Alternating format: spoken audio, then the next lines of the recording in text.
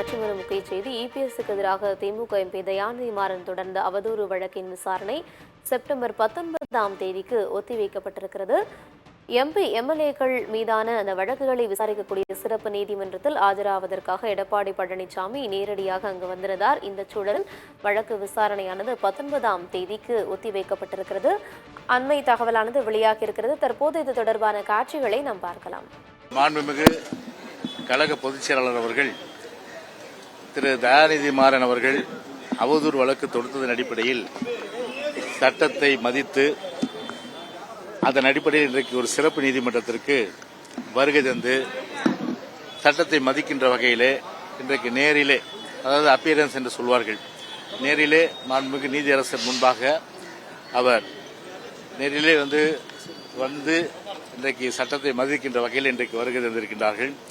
எனவே மற்ற விவரங்கள் எல்லாம் நீதிமன்றத்திலே என்ன நடந்தது என்பது குறித்து நம்முடைய கழகத்தினுடைய வழக்கறிஞர் பிரிவு செயலாளர் அருமை சகோதரர் இன்பதுரை அவர்கள் இப்பொழுது அது குறித்து விளக்குவார்கள் என்பதை தெரிவித்துக் கொள்கின்றேன். இது மாண்புமிகு எதிர்க்கட்சி தலைவர் முன்னாள் முதலமைச்சர் கழக பொதுச் செயலாளர் அண்ணன் எடப்பாடியார் அவர்களுக்கு எதிராக திராவிட முன்னேற்ற கழகத்தைச் சேர்ந்த மத்திய சென்னை நாடாளுமன்ற உறுப்பினர் திரு தயாநிதி மாறன் அவர்கள் தொடர்ந்த அவதூறு வழக்கு.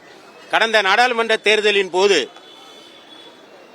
புரசைவாக்கத்தில் தானா தெருவில் தேர்தல் பிரச்சார கூட்டத்தில் கலந்து கொண்ட எங்களுடைய பொதுச் செயலாளர் பேசுகிற போது அன்றைக்கு வேட்பாளராக போட்டியிட்ட தயாநிதி மாறன் ஏற்கனவே எம்பியா இருந்தவர். அவர் அந்த நாடாளுமன்ற தொகுதி மேம்பாட்டு நிதியை முறையாக பயன்படுத்தவில்லை என்று ஒரு குற்றச்சாட்டை வைத்தார். இதே அடிப்படையில் வைத்தார்னா பத்திரிகைகளிலே வந்த செய்திகளின் அடிப்படையில் அவர் தெளிவாக அதை பேசினார். பத்திரிகைகளில் செய்தி வந்திருக்கிறது என்று சொன்னார். அதை எதிர்த்து தன் மீது கரை விழுந்திருக்கிறது, தான் அவதூறு செய்யப்பட்டு விட்டேன் என்று தயாநிதி மாறன் ஒரு வழக்கை தாக்கல் செய்துள்ளார். இந்த வழக்கு அவதூறு வழக்கு ஏற்கனவே 13th MM என்று சொல்லப்படுகிற 13வது கூடுதல் குற்றவியல் நடுவர் நீதிமன்றத்தில் விசாரணைக்கு வந்தது. அதான் ஜூரிஸ்டிக்ஷன் கோர்ட். ஆனால் that is not a competent court. அந்த கோர்ட்ல அந்த கேஸை நீங்க நடத்த முடியாது. ஏனென்றால் எம்எல்ஏ எம்பிக்கள் மீது ஒரு வழக்கு தொடக்கப்படுமானால் அது சிறப்பு நீதிமன்ற எம்பிக்கள் எம்எல்ஏக்களுக்கு எதிரான வழக்குகளை கையாளுகிற நீதிமன்றம் தான் அந்த வழக்கை நடத்த முடியும் என்பதனால் அந்த வழக்கு அங்கு விசாரணைக்கு வந்தபோது சட்டத்தை மதித்து அந்த சம்மனை மதித்து எடப்பாடியார் நீதிமன்றத்திலே கடந்த 14/5/2024 அன்று ஆஜரானார். அதற்கு பிறகு அந்த வழக்கு மாறுதல் செய்யப்பட்டு இங்கு உள்ள 2வது கூடுதல் சிறப்பு நீதிமன்றத்திலே விசாரணைக்கு வந்தது. அவர் வருகிற போது ஃபர்ஸ்ட் அப்பியரன்ஸ் மஸ்ட், அது சட்டத்தில் இருக்கு. எனவே மீண்டும் ஒரு முறை அவர் இந்த நீதிபதி முன்பாக ஆஜராக வேண்டும் என்று ஒரு சம்மனை அளித்தார்கள். அந்த எப்போதுமே சட்டத்திற்கு மரியாதை கொடுக்கிறவர்கள், சட்டத்தின் மாண்பை கட்டி காக்கிறவர்கள் அனைத்து இந்திய அண்ணா திராவிட முன்னேற்ற கழகத்தினர் என்ற வகையிலே எங்களுடைய பொதுச் செயலாளர் தானே அந்த வழக்கில் ஆஜராவதற்காக இன்று ஆஜரானார். இந்த வழக்கில் என்னன்னா வழக்கினுடைய அடிப்படை அவதூறு.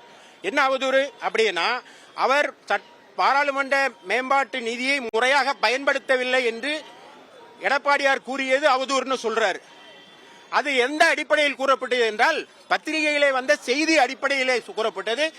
அதை தகவல் உரிமை சட்டத்தின் கீழ் பெறப்பட்ட தகவல்களின் அடிப்படையில் பத்திரிகைகள் செய்தியில் வெளியிட்டிருந்தன. பத்திரிகைகளில் இவ்வாறு செய்தி வெளிவந்துள்ளது என்பதை குறிப்பிட்டுத்தான் எடப்பாடியார் பேசினார். அது அவதூறு இருக்காங்க. இதை நாங்கள் சட்ட ரீதியாக எதிர்கொள்வோம். இன்றைக்கு நீதிமன்றத்தில் ஆஜராகிற போது நீதியரசர் அவர்கள் கேட்டார்கள். அப்பொழுது இந்த வழக்கை நான் நடத்த விரும்புகிறேன் என்று சொன்னதன் பேரில் வழக்கு வருகிற 19ஆம் தேதிக்கு ஒத்திவைக்கப்படும்.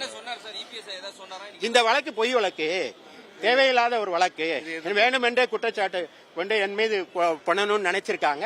இந்த வழக்கை நான் நடத்த விரும்புகிறேன். அதை என் வழக்கை நிரூபிக்க போதுமான விஷயங்கள் இருக்கிறது என்று சட்ட ரீதியாக அதை எதிர்கொள்வோம்னு சொன்னார்.